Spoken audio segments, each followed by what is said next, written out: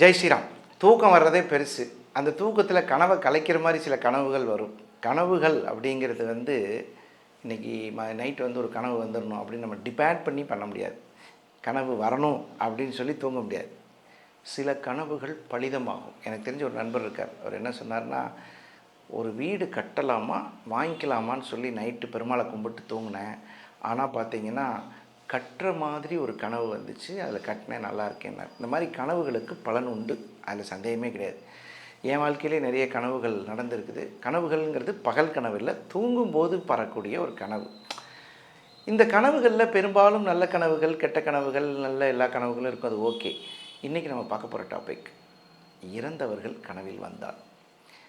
அந்த இறந்தவர்கள் கனவில் வந்தாலே, பொதுவாக கனவில் வந்தாலே உங்களை ஆசீர்வதிச்சா நல்லது நடக்க போகுதுன்னு அர்த்தம். இறந்தவர்களில் தந்தை மட்டும் வரார், ஒரு கனவுல ஏதோ ஒரு விஷயத்த சொல்கிறாருன்னு வச்சுப்போம். அது என்ன வேணாலும் இருக்கலாம், நல்ல விஷயமா. உங்களுக்கு நடக்க போகும் ஆபத்தை சுட்டி காமிக்கிறார். ஐயா, நீ ஒரு விஷயத்தில் மாட்டிக்க போகிற, ஒருத்தரை நம்பிட்டு இருக்க, யாரோ ஒருத்தர் கேரண்டி கையெழுத்து கேட்குறதுன்னு வச்சுக்கோங்களேன், போடக்கூடாதுங்கிற விஷயத்தை இண்டிகேட் பண்ணுறது. தந்தை கனவில் வந்தால் தந்தையோட வேலை என்ன? நம்மளை எச்சரிக்கையாக பார்த்துக்கிறது. அது கனவில் வந்தார்னா, நீங்கள் கொஞ்சம் ஏதோ ஒரு வேலை செய்கிறீங்கன்னா அதை கொஞ்சம் யோசனை பண்ணி செய்யணும், தள்ளி போடணும், அல்லது ஏதாவது அதில் ஏதோ ஒரு தப்பு இருக்குதுன்னு அர்த்தம். சிம்பிள், அவ்வளோதான். கனவில் இறந்தவர்கள், மரணத்தை தழுவியவர்கள் அழுகிறாங்கன்னா, ஒரு கோயிலில் போய் நீங்கள் அர்ச்சனை பண்ணிக்கோன்னு அர்த்தம். உங்களுக்கு எதுக்கு சார் கனவுக்கும் அர்ச்சனைக்கும் என்ன சம்மந்தம்? ஏதோ ஒரு இண்டிகேட் பண்ணுறாங்க. நீ அளப்போடைய ஒரு சம்பவம், ஒரு லவ்வரை கூட பிரியக்கூடிய ஒரு சூழ்நிலையாக இருக்கலாம், அல்லது ஒரு வீடு கட்டுறது பாதியில் நிற்க, ஏதோ ஒரு சம்திங் ராங். ஸோ அதனால் இறந்தவர்கள் கனவில் கண்ணீர் விட்டால் குலதெய்வத்துக்கோ அல்லது நீங்கள் விரும்பிய அதிர்ஷ்ட தெய்வத்திற்கோ அர்ச்சனை செய்து கொள்ளலாம். கனவு காண்றதில் இறந்தவர்கள் நம்ம கூட தூங்குறாங்க, வாங்க தூங்கலாம் அப்படின்னு சொல்லி தூங்குறாங்கன்னு வைங்க. அங்கே ஆண் பெண் பேதம் இல்லை. அதனால் அங்கே தூங்கும்போது நமக்கு ஏதோ ஒரு பிரச்சனை இருந்து அது சால்வ் ஆயிடுச்சுன்னு அர்த்தம். நமக்கு ஏதோ ஒரு பிரச்சனை சால்வ் ஆயிடுச்சு, ஓகே, கிளியர். சவப்பெட்டியை கனவில் காணும் பொழுது யாரோ நம்ம கூட இருக்கிறவங்க, வயசானவங்களோ யாரோ ஒருத்தர், உங்களுக்கு பிரியமான ஒருத்தரை பிரிய நேரிடும்னு அர்த்தம். அவ்வளோதான், சிம்பிள். இறந்தவர்கள் நம்ம கூட சேர்ந்து சாப்பிட்றாங்க. சாப்பிடும்போது குழம்பு ஊற்றிக்கோ, ரசம் ஊற்றிக்கோ அப்படிலாம் சொல்லி தான் சாப்பிடுவோம். அப்படி சாப்பிட்டா என்ன விஷயம் சொல்லுங்கள்? செல்வச் செழிப்புடன் வாழப்போகிறீர்கள் என்ற அர்த்தம். நல்ல சூப்பராக வாழ போகிறீங்க, ஏதோ ஒரு கஷ்டத்திலிருந்து விடுதலை. அதே மாதிரி இறந்தவர்கள் இருக்காங்க இல்லையா, நம்ம கூட ஏதோ ஒரு உரையாடல், நல்லா இருக்கியா, சாப்பிட்டியா, தீபாவளிக்கு துணி எடுத்துட்டியா, பொங்கல் வாங்கிட்டியா, ஏதோ ஒன்று கேட்குறாங்க. ஏதோ ஒரு உரையாடல் இருந்தால் நம்ம ஏதோ ஒரு பிரச்சனையில் மாட்டிட்டு கண்ணை மூடிட்டு, ஐயோ என்னடா இது ஒன்றுமே நடக்கலையே அப்படின்னா, யாரோ ஒருவர் உங்களுக்கு உதவ காத்திருக்கிறார்கள் என்ற அர்த்தம். யாரோ ஒருத்தர் உதவுறதுக்கு, சரி விடப்பா அந்த பிரச்சனையை பார்த்துக்கலாம் அப்படின்னு சொல்கிறதுக்கு ஒரு காதில் ஒரு கேட்காதா இல்லையா? ஒரு நல்ல மனுஷன் நம்ம கண்ணில் படமாட்டானா நீ ஏங்கிட்டு இருப்போமா இல்லையா? அது நடக்க போகுதுன்னு அர்த்தம்.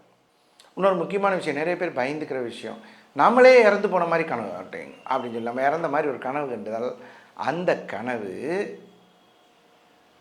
பயப்பட வேண்டியது இல்லையாம்மா. நம்ம ரொம்ப காலம் வாழ போகிறோன்னு அர்த்தம்.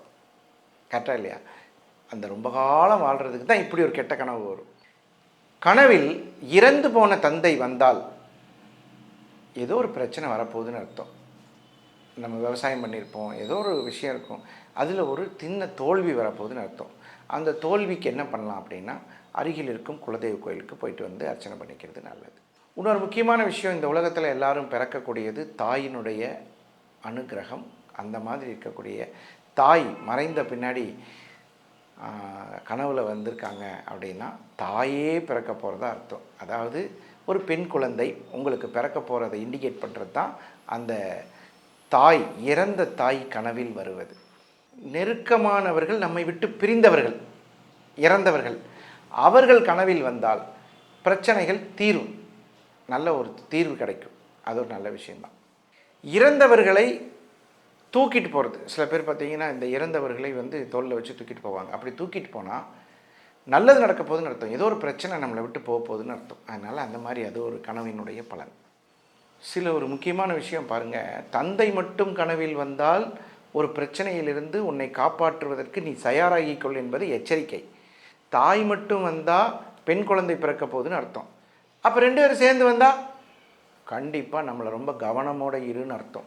கெட்ட விஷயம் நடக்கிறதுக்கு நீ ஏதோ தேவையில்லாத ஒரு ஆள் கூட பழகிட்டு இருக்க, நீ புரியுதா உனக்கு, உனக்கு இது தேவையில்லாத விஷயம் அப்படின்னு நம்மளை எச்சரிக்கை பண்ணுறாங்க. அல்லது நம்மளை ஏதோ தவறான பாதையில் நம்மளை நாம் இயக்கி கொண்டிருக்கிறோம், அதில் கொஞ்சம் கவனத்தை பார்த்து சரி பண்ணிக்கிறது, அந்த எச்சரிக்கை உணர்வு தேவை. அதைத்தான் இண்டிகேட் பண்ணுது. இப்படி கனவுகள் பலவிதம், அந்த ஒவ்வொன்றும் ஒவ்வொரு விதம் அப்படிங்கிறது நம்ம இப்போ தெரிஞ்சுக்கிட்டோம். அந்த கனவுகள் பலவிதம், ஒவ்வொன்றும் ஒவ்வொரு விதம் அப்படிங்கிறதுல விஷயத்தில் இன்றைக்கி நம்ம தெரிஞ்சுக்கிட்ட இந்த கனவுகளும் பலன்களும் நிறைய பேர் ஃபோன் பண்ணி கேட்குறது கூட கூச்சப்படுவாங்க. சார் இந்த மாதிரி ஒரு கனவு, இதை எப்படி சொல்கிறதுன்ட்டு எனக்கெல்லாம் நிறைய அந்த மாதிரி கேள்வி கேட்டிருக்காங்க. காலைல 6 மணிக்கு கூப்பிடுவாங்க, 7 மணிக்கு கூப்பிடுவாங்க. சார் இந்த மாதிரி மார்னிங்கே கூப்பிட்டது டிஸ்டர்ப், நைட் கொஞ்சம் அப்செட் ஆயிடுச்சு, அப்பா வந்தார் என்னன்னு தெரில சார், அது என்ன சொல்லுதுன்னு தெரியல, அந்த மாதிரிலாம் இருக்கும். ஸோ அந்த மாதிரி கனவுகள் வந்தால் என்னென்ன பலன்கள் இதை பார்த்தோம். இது மாதிரியான நல்ல வீடியோஸ் பார்க்குறதுக்கு நீங்கள் கண்டிப்பாக நம்ம சேனல் சப்ஸ்கிரைப் பண்ணுங்க. மீண்டும் ஒரு நல்ல தகவலோடு சந்திக்கும் வரை விடைபெறுவது உங்கள் நல்ல நேரம் நாகராஜ். நங்கநல்லூர். நன்றி, வணக்கம்.